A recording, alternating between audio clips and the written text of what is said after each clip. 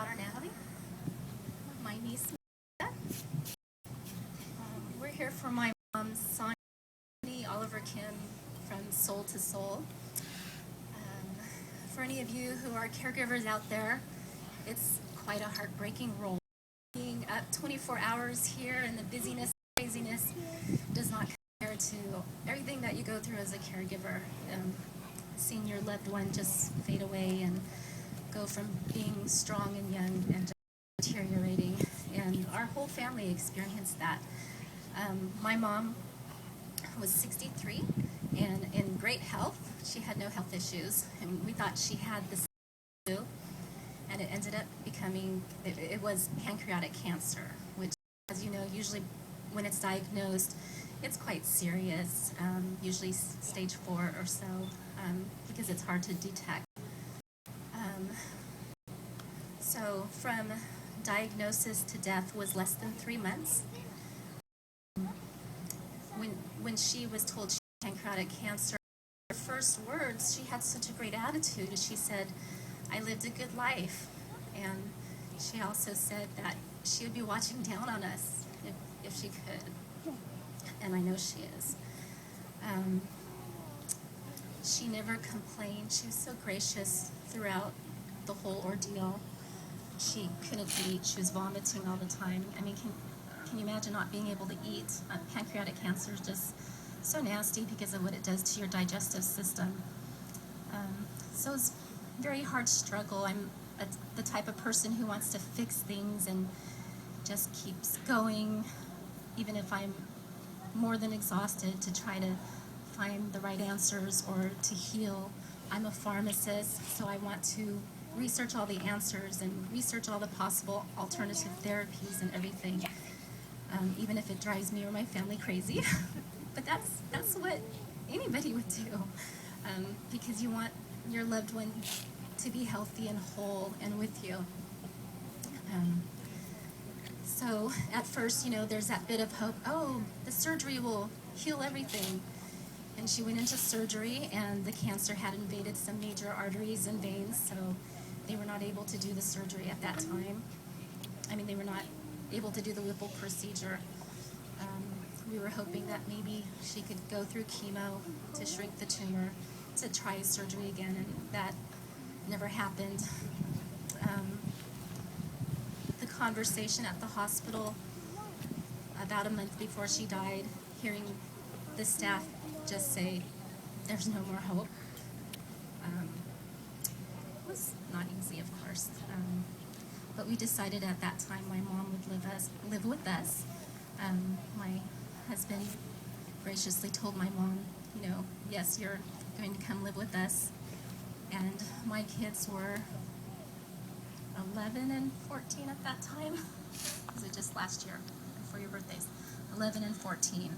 So my mom's bedroom became our dining room. Our dining room became her bedroom. We took care of her. We had a lot of people in and out. And during the last week, my 2 sisters and my brother-in-laws and the oldest grandkids were all there to just take shifts and help take care of her.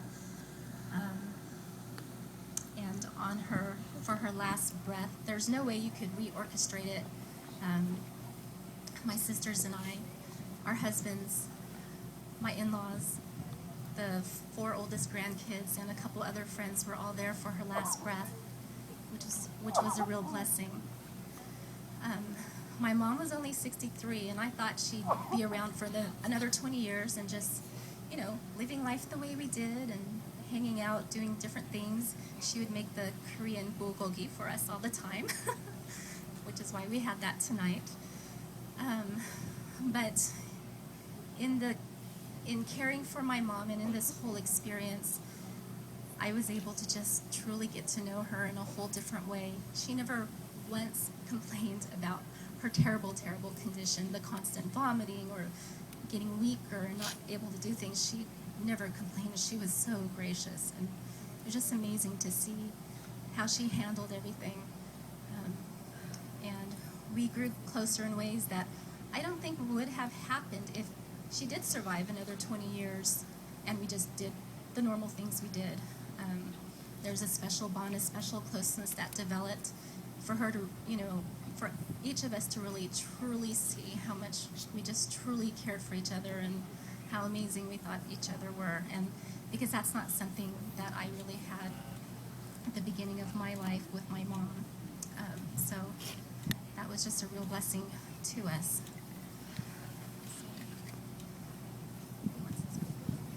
So, as you know, my grandma spent the last month in my house in the dining room, which is like a room away from my room. So whenever I was home, I was always in my room because I hated seeing her like that. I would always shut the door, and whenever I had friends over, we always stayed in my room, and it was sometimes sort of uncomfortable to hear her like vomiting in the next room. But I always did my best to help, whether that was just staying out of the way or rinsing out the bins. And I was always really close to her, as we all were. She loved kids, especially her grandchildren, and she hated seeing us cry. And the last Monday before she died on a Friday, we were all just sitting there and stuff, and she was talking about how she just wanted to pass away right then with not a lot of people there. And we were all crying, and we were saying how like we wanted to watch her, like she wanted to watch us grow up, and like I wanted her to watch me grow up. I wanted her to watch me graduate middle school, but she didn't even live to watch me finish 6th grade.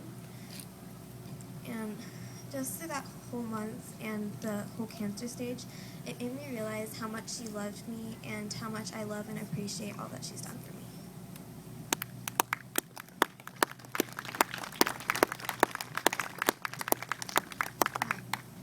My grandma had such a heart for people, and anyone who knew her just knew she was good and she was pure, and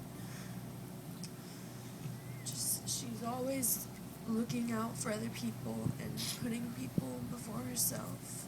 And one thing I remember is one time she was in the emergency room, and it was a few days after my birthday, and she's there in the emergency room, like, it was serious, and she goes, "Michaela, I gave Nina $20 for your birthday," while she's in the emergency room. It was just crazy to me that she could be in there, like, so sick, and she wasn't even worried about herself. And I remember I felt really bad because we were in the hospital, and I remember her saying, "Michaela, you always cry the most." She says, "Out of everyone, you cry the most." And I was just like, "I'm sorry."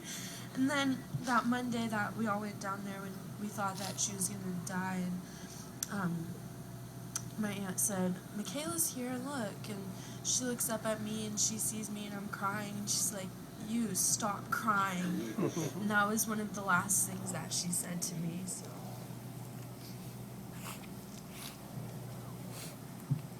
For those of us who have our shirts, a quote that my mom made was that cancer has no right to make my grandchildren cry.